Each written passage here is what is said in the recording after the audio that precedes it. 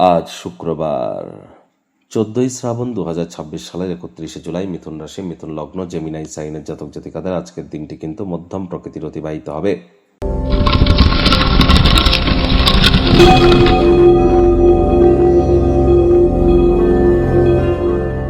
ভিডিওটির শুরুতেই স্ক্রিনে আপনারা দেখতে পাচ্ছেন দেবী মহালক্ষ্মীর গায়ত্রী মন্ত্র।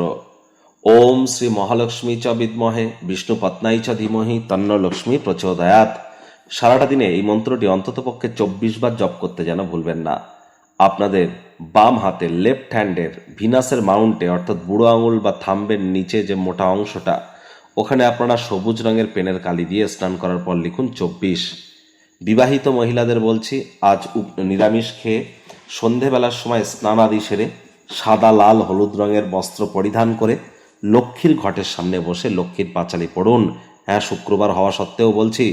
এবং আপনার স্বামীর জন্য মাতা মহালক্ষ্মীর কাছে আপনারা ধন সম্পদ, অর্থ এগুলো প্রাপ্তির চেষ্টা করবেন। আর দেবী মহালক্ষ্মীর নাম জপ করবার সময় অবশ্যই আপনারা বসে যেন জপ করবেন।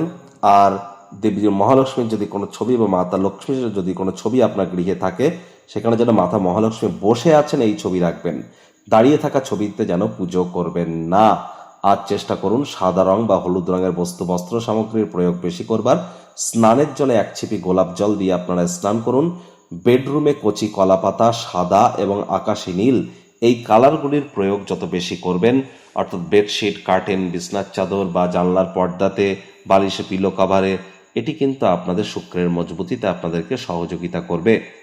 ভাগ্যমিটার আজ আপনাদের বলছে 7.5 আউট অফ 10। ভাগ্য আপনাদের অনুকূলেই থাকবে। অর্থ এবং কর্ম আপনাদেরকে একটু সাবধানতা অবলম্বন করেই চলতে হবে। কায়িক পরিশ্রম হলেও শরীর মনে সতেজতা এবং তরতাজাই আপনারা অনুভব করবেন। দীর্ঘদিনের পুরনো রোগশোক, অসুস্থতা থেকে আজ মুক্তি প্রাপ্তি করবার দিন, পরিত্রাণ প্রাপ্তি করবার দিন। পিতামাতার শরীর স্বাস্থ্যের দিকে অতিরিক্ত নজর আপনাদেরকে রাখতে হবে, তা নাহলে খরচ কিন্তু বাড়তে চলেছে, ব্যয় সাধ্য প্রমাণিত হবে। তবে আর্থিক অবস্থার অবনতি হলেও সম্পর্কগুলি শক্তিশালী হতে চলেছে। চাকরিজীবীদের অফিসে কম কথা বলে কাজ বেশি করতে হবে, মনের থেকে মস্তিষ্ককে বেশি দাম দিতে হবে। কোনো প্রকার অফিস পলিটিক্স বা গসিপিংয়ের অংশ যেন হবেন না। নতুন উদ্যোগ, পরিকল্পনা, নির্মাণ কার্যকে আজ আপনারা পিছিয়ে দিন। চাকরিজীবীদের অফিসে কম কথা বলে কাজ বেশি করতে হবে। শিক্ষার্থী বিদ্যার্থীরা যে কোনো প্রকার পরীক্ষা প্রতিযোগিতায় সফলতা অর্জন করবেন। উচ্চশিক্ষার জন্য যারা বিদেশ যাত্রার কথা ভাবছিলেন, ভাগ্যদেবীও আজ আপনাদের পক্ষেই আছেন। সন্তান সন্ততি থেকে থাকলে তারাও তাদের কৃতিত্বের দ্বারা আপনাদেরকে গর্বিত অনুভব করাবে।